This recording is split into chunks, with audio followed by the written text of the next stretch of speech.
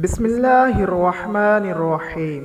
حکیم لقمان کی 11 نصیحتیں۔ نمبر 1، اپنی اولاد کو علم اور ادب سکھاؤ۔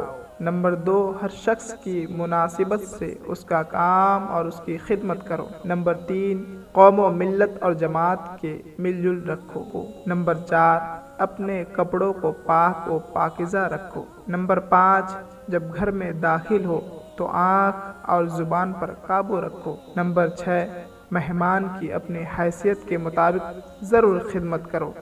نمبر 7، سخاوت کی عادت ڈالو۔ نمبر 8، خرچ کرتے وقت آمدن کا لحاظ رکھو۔ نمبر 9، استاد کو بہترین باپ سمجھو۔ نمبر 10، کم کھانے، کم سونے اور کم بولنے کی عادت ڈالو۔ نمبر 11، جو اپنے لیے پسند نہ کرو اسے دوسروں کے لیے بھی پسند نہ کرو۔ اردو اسٹوری سننے کے لیے ہمارے YouTube channel KR wise story کو سبسکرائب کریں۔